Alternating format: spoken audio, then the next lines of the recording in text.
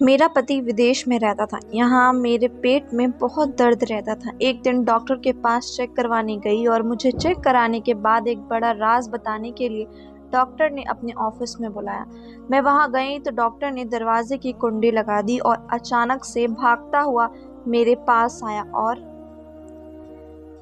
मैं काफ़ी देर से कॉरिडोर के चक्कर काट रही थी। मेरे पेट में बहुत दर्द हो रहा था। ये दर्द काफ़ी दिन से लगातार हो रहा था, मगर पहले बर्दाश्त के काबिल था और अब कुछ समझ नहीं आ रहा था कि क्या हो रहा है। मेरा पति मनीष दुबई में जॉब से सिलसिले में रहता था और यहाँ सब काम मुझे ही देखने पड़ते थे। अब भी मुझे अकेले ही आना पड़ा था और इसी बात से मुझे और तकलीफ हो रही थी। भला कोई तो हो जो साथ में दिल बहलाए, मगर मेरा तो ससुराल भी दूसरे शहर में था और मायका भी दूसरे शहर में।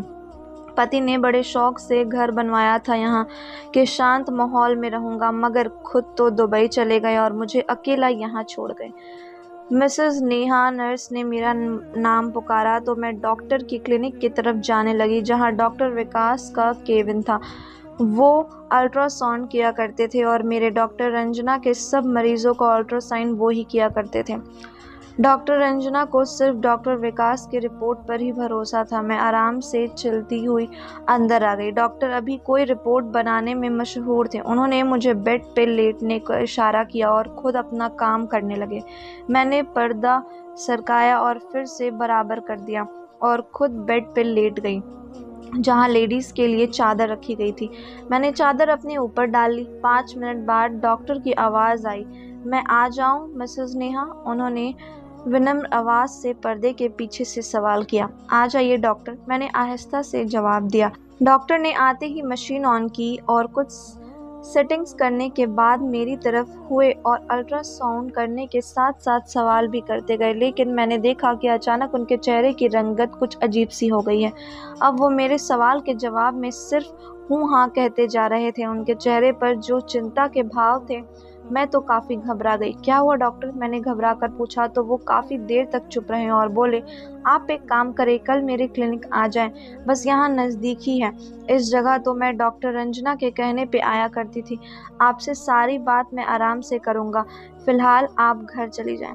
डॉक्टर रिपोर्ट बनाने लगा और मुझे एक बार गौर से देखा और फिर मुड़ गया। डॉक्टर, मुझे बहुत तकलीफ़ हो रही है, मैं कब तक बर्दाश्त करूं? मैंने थोड़ा गुस्से में आकर कहा तो वो कहने लगे, नहीं, मैं डॉक्टर को बता देता हूँ, वो आपको आज के लिए मेडिसिन दे देंगी, अभी आप जाएं। मैं नाराज़ होकर बाहर निकली। भला ये क्या बात थी?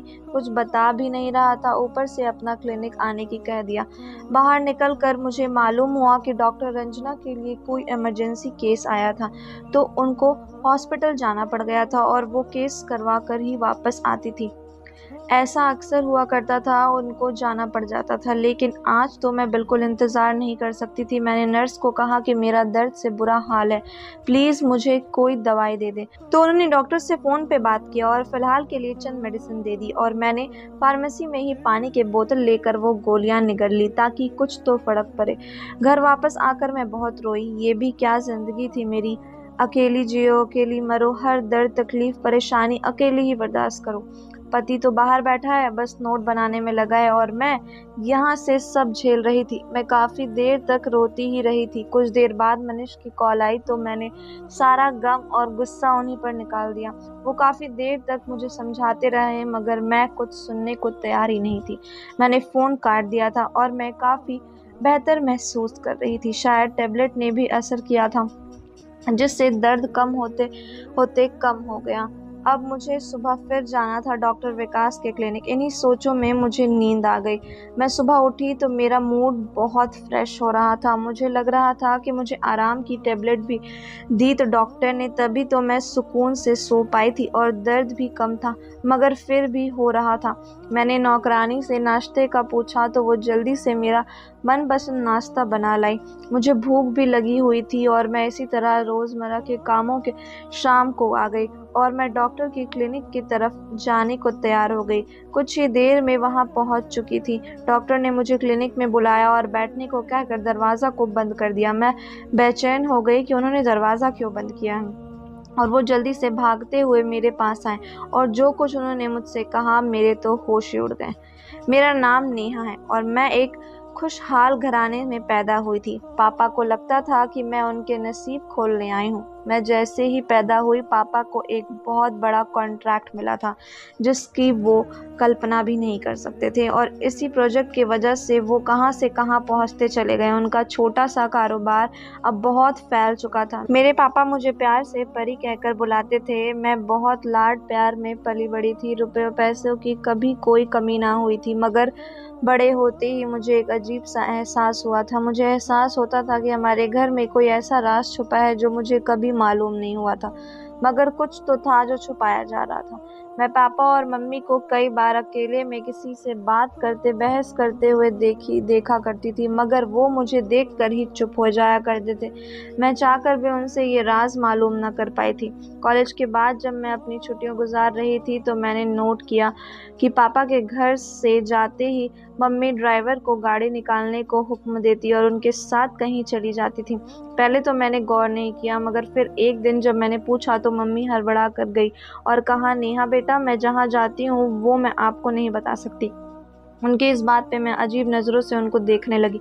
मम्मी, ऐसा क्या बात है जो आप मुझे नहीं बता सकती? मैंने अचंभे से कहा तो उन्होंने बड़ी फीकी सी मुस्कुराहट के साथ बोला, नेहा तुम परेशान ना हो, मैं बस अपने दोस्तों से मिलने चली जाया करती हूँ, घर में रह रह कर बोर हो जाती हूँ। उन्होंने मुंह मोड़कर कठिनता से कहा, मम्मी ये क्या बात हुई? भला अपने घर से कौन बोर होता है? और अब तो मैं भी घर पे ही होती हूँ। मुझे बड़ी हैरत होने लगी थी। भला ऐसे भी क्या बात थी वो अपनी इकलौती बेटी के साथ वक्त गुजारने के बजाय दोस्तों के पास चली जाया करती थी। मेरी बात पे वो बस सर झटका कर वहां से चली गई। मुझे बहुत तकलीफ हो रही थी उनके बात सुनकर, जबकि पापा तो जब भी घर में होते बस मेरे ही आगे पीछे रहा करते थे और उनकी हर मुमकिन कोशिश हुआ करती थी कि वो मेरी हर ख्वाहिश पूरी करे। वैसे तो मम्मी भी मुझे बहुत प्यार दिया करती थी, मगर आज उनका रवैया कुछ अजीब सा था। मैंने जब सोचना शुरू किया तो मुझे महसूस हुआ कि मम्मी मुझे पापा से लाड करते देखकर कुछ उदास सा हो जाया करती थी। अब तो मुझे शक होने लगा कि वो मेरी सौतेली माँ तो नहीं है, मगर ये कैसे मुमकिन था? मैंने अपनी पैदाइशी की फ़ोटो देखी थी, उनमें मम्मी ही थी जो हॉस्पिटल में मुझे गोद में लिया मुस्कुरा रही थी और उनके हाथ में ड्रिप लगी हुई थी। मैं जब छोटी थी तो बहुत डर जाया करती थी वो ड्रिप देखकर, और पूछा करती थी, मम्मी आपको हाथ में क्या हुआ है? तो वो हंस देती थी और कहती थी, जब आप पैदा हुए थे तो डॉक्टर ने मुझे ये ड्रिप लगाई थी ताकि मुझे ताकत मिले और मैं आपका ख्याल रख सकूं। ये बातें याद आती तो मेरा ये शक तो दूर हो जाया करता था, मगर घर में जो कुछ हो रहा था वो कुछ अलग सा था।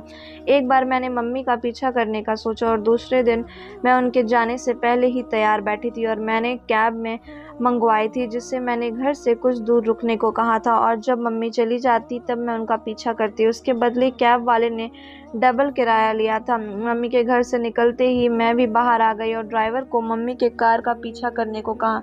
यूं हम काफ़ी देर तक उनका पीछा करते रहे। पहले तो एक रेस्टोरेंट में गई और वहां से ढेरों बॉक्सेस अपने कार में डिग्गी में रखवाए जिनमें शायद खाने का सामान था, और फिर एक गिफ्ट शॉप में गई जहां मैं उन्हें बच्चों के लिए बैलून्स और गिफ्ट वगैरह खरीदी और वो भी कार में रखवाई। उसके बाद वो एक एनजीओ में गई और वहां काफ़ी देर तक अंदर रही। मैं देख रही थी कि ड्राइवर ने एक बंदे के साथ वो खाने पीने का सामान निकलवाया था और अंदर ले गया, मगर कुछ फूल और बैलून वगैरह मम्मी अपने हाथ में लेकर अंदर गई थी। बाकी का सारा सामान ड्राइवर ने निकलवाया था और तकरीबन 2 घंटे बाद निकली थी। जाते वक्त वो जितनी खुश लग रही थी, वापसी में उनका चेहरा उतना ही उतरा हुआ था। वो गाड़ी में बैठकर रवाना हुई और मुझे लगा वो घर की तरफ जाएंगी। तभी मैंने जल्दी से टैक्सी ड्राइवर को वापस चलने को कहा और मेरा जल्दी मचाने पे वो काफ़ी जल्दी ही मुझे घर ले आया। मैंने उसको किराया दिया और जल्दी से अंदर की तरफ भागी। मैंने नौकरानी को पूछा और कुछ नहीं बताया कि मैं कहीं बाहर गई थी और ना ही किसी से मुझे जाते देखा था। बस वापस आते देखा था कि चौकीदार ने, और कुछ सवाल नहीं किया था। और मम्मी की भी आदत नहीं थी कि वो नौकरानी से पूछताछ करती, लेकिन मेरी उम्मीद के परे मम्मी 2 घंटे बाद वापस आई। अब मैं पछता रही थी कि मैं इतनी जल्दी क्यों वहाँ से वापस आ गई। मैंने मम्मी की तरह गौर से देखा, वो काफ़ी थकी थकी सी लग रही थी। मुझे बहुत अफसोस हुआ। मैंने उनको गले से लगाया तो वो मेरे अचानक हरकत पर हंसने लगी। पगली, क्या कर रही हो? अपनी प्यारी सी मम्मी से प्यार कर रही हूँ, मैंने लाड से कहा तो उन्होंने मेरा माथा चूम लिया। मुझे बहुत पछतावा होने लगी थी कि मैंने अपनी मम्मी को गलत समझा। वो तो नेक काम के लिए जाया करती थी और शायद इसलिए मुझे नहीं बताती थी क्योंकि नेकी बर्बाद ना हो जाए। उस दिन के बाद से मैंने उनका खोज खबर लेना छोड़ दिया। वैसे भी मेरी यूनिवर्सिटी में एडमिशन होने वाला था। मैं अपनी पढ़ाई के लिए बहुत सीरियस थी। अब मैंने आगे की प्लानिंग भी ध्यान देना शुरू किया था। लेकिन फिर मैंने एक रात जब पानी पीने के लिए किचन की तरफ जाने लगी तो मुझे पापा के कमरे से बातों की आवाज़ आने लगी। वो बातों की नहीं, हमेशा की तरह बहस की आवाज़ें थी। मुझे जानने की इच्छा हुई तो मैंने दरवाजे में कान लगाकर सुनना शुरू कर दिया। मुझे मालूम था कि ये बात ठीक नहीं है, मगर ये मेरे माँ बाप का मसला था और मुझे हर बात हर हाल में जाननी थी, क्योंकि वो हर वक्त ऐसे ही लड़ा करते थे। आखिर ऐसा क्या बात थी जो उनके सुकून से रहने ही नहीं दिया करती थी। मुझे अब उनकी बातें सुनाई दे रही थी, बल्कि दरवाज़ा भी हल्का सा खुला हुआ था।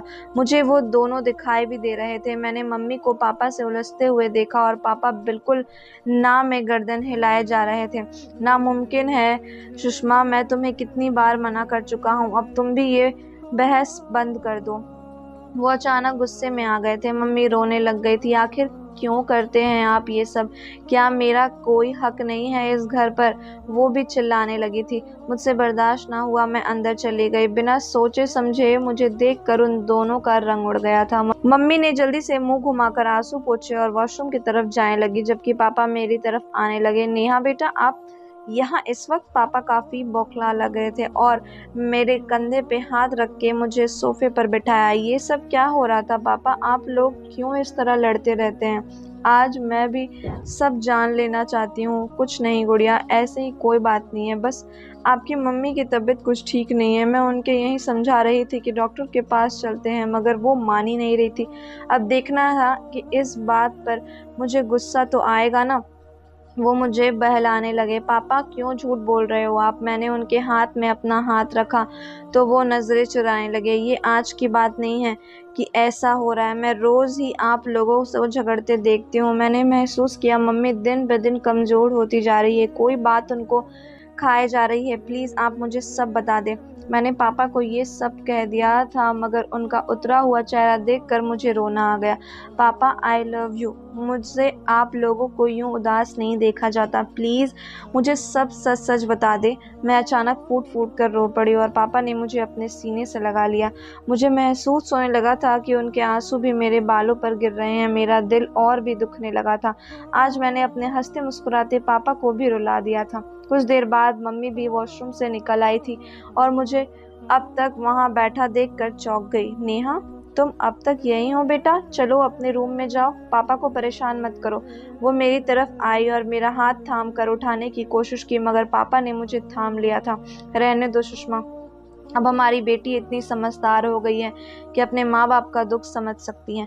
पापा ने रुआसा होकर मम्मी से कहा तो मम्मी फिर से रोने लग गई और मैं बस हक्का बक्का उन दोनों को देखते जा रही थी। आखिर ऐसा क्या राज था जो वो दोनों रोए जा रहे थे? मेरे दिल में अजीबोगरीब ख्याल बढ़ने लगे थे और मैंने जल्दी से मुंह खोला।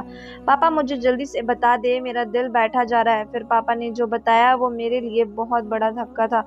मैं सपने में भी सोच नहीं सकती थी कि ऐसा हो सकता है। पापा ने बताया मम्मी और पापा आपस में फर्स्ट कज़न थे। उन्होंने अपनी पसंद से मम्मी की शादी की थी। वो दोनों एक दूसरे को पाकर बहुत खुश थे। फिर शादी के 3 साल बाद उनको एक बेटा पैदा हुआ जो कि बहुत खूबसूरत और बहुत प्यारा था। वो मुझसे 5 साल बड़ा था। उन्होंने उसका नाम राहुल रखा था। वो जब पैदा हुआ था तो पापा ने बहुत बड़ा जश्न मनाया था। पापा के तो पैर ज़मीन पर ना टिकते थे। पापा और मम्मी अपनी इस छोटी सी दुनिया में बहुत खुश थे कि एक दिन राहुल की तबीयत अचानक ख़राब हो गई और जब उसे डॉक्टर के पास लेकर गए तो काफ़ी देर हो चुकी थी। डॉक्टर ने बताया कि उसको स्ट्रोक हुआ था, जिसकी वजह से उसके दिमाग की नसों पर गहरा असर हुआ था। अब वो बहुत कमज़ोर हो चुके थे, हिलने डुलने में भी नाकाम थे। पापा ने उसकी काफ़ी टेस्ट करवाए, मगर जब उन्हें असल बात मालूम पड़ी तो उनके पैरों तले से ज़मीन निकल गई थी। जब शहर से सबसे बड़े डॉक्टर ने उनका बताया कि आपके बच्चों को स्ट्रोक नहीं हुआ है, बल्कि ये तो पैदाइशी ऐसा ही है, इसका कोई इलाज नहीं है। डॉक्टर ने अफसोस से कहा कि पापा तो जैसा ये बात सुनकर टूट चुके थे। मगर डॉक्टर साहब, कोई तो इलाज होगा, मैं सब कुछ करने को तैयार हूँ। देखिए, मैं आपको सलाह देता हूँ कि अब आप दूसरा बच्चा करने की कोशिश ना ही करें तो अच्छा है, क्योंकि आपकी कज़िन मैरिज है। जैसे कि आपने बताया कि आप दोनों के माँ-बाप भी कज़िन मैरिज थे, तो ये सब इसी वजह से हुआ है। कज़िन मैरिज अगर 3 नस्लों तक ट्रांसफ़र होता रहे तो कोई कॉम्प्लिकेशन हो जाया करती है, जैसे कि किसी को तो औलाद ही नहीं होता, किसी को होता है तो ज़िंदा नहीं रहता, या कोई दिमागी खलल, या फिर कोई और बीमारी लग जाती है। आपके साथ भी बदकिस्मती से यही हुआ है। डॉक्टर की बात सुनकर मम्मी और पापा बिल्कुल टूट चुके थे। मम्मी तो बिल्कुल खत्म हो गई थी। सारा दिन बच्चे के साथ लगी रहती थी, उनको कोई होश ना था। उनके कपड़े कई दिनों तक मैले जाया करते थे, मगर उनको कुछ होश ना होता था। राहुल जब 5 साल का हुआ तो अचानक माँ की तबीयत खराब रहने लगी, तो मालूम हुआ कि वो फिर से गर्भवती थी। पापा बहुत गुस्से में आ गए थे। उन्होंने वो बच्चा गिराने की बहुत कोशिश की, मगर मम्मी ने जान को खतरा था और वो यूं मैं इस दुनिया में आ गई, और वो भी बिल्कुल सही सलामत। उन दोनों के दिल में जो संदेह था वो सब अब अपने खत्म हो चुके थे। मुझे पाकर जैसे उनको नई जिंदगी मिल गई थी, मगर मम्मी अब भी राहुल के लिए बेचैन रहा करती थी, और उनका हल पापा ने ये निकाला कि उसे एक एनजीओ में भेज दिया। पापा ने उनको ढेरों रकम दी, और भाई के लिए एक अलग सा कमरा भी दिलवाया था, और ज़रूरत की हर चीज़ें मुहैया की दी। अपनी खास नौकरानी भी उनकी देखभाल के लिए रखी थी, मगर मम्मी इस बात पर राज़ी नहीं थी। उनका दिल खून के आंसू रो रहा था जब पापा ने ज़बरदस्ती राहुल को वहीं भिजवा दिया ताकि मुझ पे कोई गलत असर ना पड़े। और अब इतने सालों बाद मम्मी रोज अपनी ममता के मजबूर होकर भाई से मिलने जाया करती थी, जहां वह व्हील चेयर पर बैठे हुए उनको देखकर खुश हो जाया करता था। मम्मी देर तक उनके पास बैठा करती थी और अपने हाथों से खाना खिलाती थी, मगर पापा अब भी उनको घर वापस लाने पे राजी नहीं थे कि कहीं मेरे दिमाग पर असर न पड़े। वो मुझे ये बात भी मालूम नहीं होने देना चाहते थे, मगर आज मैंने वो राज जान लिया था कि क्यों मेरी माँ मेरे साथ होते हुए भी मेरे पास नहीं होती थी, और पापा इतने कठोर कैसे हो सकते हैं। अपने बेटे को कुछ से दूर रख दिया और कभी उनसे मिलने भी ना गए थे। ये उनसे अपनी बेटी की ये हालत देखी ना जाती थी। अब वो जवान हो गए थे, उसकी दाढ़ी मूछ निकल आई थी और मम्मी रोज उसकी शेविंग करवाया करती थी। उस मासूम को तो कुछ पता ही नहीं था। ये जानकर मुझे जितनी तकलीफ हो गई थी वो मैं नहीं जानती थी। मैंने पापा से जिद की कि हम कल ही भाई को यहाँ लाएंगे। इतना कुछ होते हुए वो क्यों किसी एनजीओ में रहे। मैं सोच सोच कर रोए जा रही थी, और मेरी जिद से मजबूर होकर दूसरे ही दिन पापा भाई को घर लेकर आ गए। वो बहुत खूबसूरत थे। मुझे उन पर टूटकर प्यार आया। मैंने देखा कि मम्मी के चेहरे की खुशी झलक रही थी। आखिर इतने सालों के बाद वो अपने जिगर के टुकड़े को अपने साथ लाई थी। अब हम दोनों माँ बेटी भाई का बहुत ख्याल रखते थे। भाई भी काफ़ी बदलाव आता जा रहा था। मैंने देखा वो पागल नहीं थे, बस उनका दिमाग छोटा रह गया था। वो खुद को छोटा सा बच्चा समझते थे और वो बातें भी किया करते थे। कभी कभी तो ऐसे बातें करते थे कि सयाने ने भी शर्मा जाए। अब पापा भी खुश थे। मेरे राहुल के काफ़ी दोस्ती हो गई थी। मैं उनके लिए रोज़ चॉकलेट लेकर आती तो वो बहुत खुश होते। इस तरह दिन गुजरते गए और मेरी कज़न का रिश्ता आया मेरे लिए, मगर पापा ने पहले ही उनको मना कर दिया और जल्द ही मेरी शादी मनीष से करवा दी। मैं उनको पाकर बहुत खुश थी, और वो हर 4 माह बाद विदेश से आया करते थे। अब की बार मैं उनको गए हुए 4 माह हो गए थे और मेरी तबीयत खराब होने रहने लगी। मगर आज जो डॉक्टर विकास ने मुझे बताया था, मेरे पैरों तले से ज़मीन निकल चुकी थी। डॉक्टर का कहना था कि मैं प्रेग्नेंट हूँ, मगर मेरे पेट में जो बच्चा है वो शायद शारीरिक तौर पर ही ठीक नहीं। 3 साल बाद मुझे ये खुशखबरी सुनने को मिली थी, और साथ में ये भयानक बात भी। हे भगवान, ये सब क्या था। मेरा सर चकराने लगा था। बड़ी मुश्किल से डॉक्टर ने मुझे संभाला, लेकिन डॉक्टर साहब, मुझे तो पता ही नहीं चला मैं 4 माह से प्रेग्नेंट हूँ। मैंने अपने आंसू छुपाते हुए पूछा। हौसला रखिए मैडम, होता है कभी कभी ऐसा, और आपका पहला बेबी है तो आपको ज़्यादा तजुर्बा भी नहीं था। लेकिन आप परेशान ना हो, इसका हल मेरे पास है। वो मुझे तसल्ली देने लगा और कहा, मैंने आपको यहीं इसलिए बुलाया है कि आप ये बच्चा गिरा दे। उसने कहा तो मैं अचानक उछल पड़ी। ये सब आप क्या कह रहे हो डॉक्टर साहब, मैं ये गुनाह बिल्कुल नहीं करूँगी। मैंने उनको बहुत सुनाई और वहाँ से निकल आई। जबकि वो कहते रहे कि मैं आपकी भलाई के लिए कह रहा हूँ। मैं घर पहुंचकर बहुत रोई थी। मैं मनीष को भी नहीं बता सकती थी, लेकिन जब मैंने मम्मी को बताया तो वो बहुत परेशान हो गई और मुझे कहा कि किसी को बताए बगैर बच्चा गिरा दो, वरना बहुत पछताओगी। मम्मी की बात सुनकर मुझे शौक लगा। मम्मी, क्या आप मुझे मार सकती है? मैंने पूछा तो वो परेशान हो कहने लगी, ये कैसी बातें कर रही हो? कोई माँ अपनी औलाद को कैसे मार कर सकती है? तब वो अचानक खामोश हो गई। उनको अपने सवाल का जवाब मिल गया था। मैं भी माँ थी और कैसे अपनी औलाद को मार सकती थी। मैंने भगवान पर भरोसा किया और सब उसी पर छोड़ दिया। मैं अब हमेशा भगवान को याद किया करती थी। मैंने मनीष को भी सब कुछ बता दिया। वो भी चुप हो गए थे। मैंने डॉक्टर के पास जाना भी छोड़ा और अपने भगवान पे भरोसा था।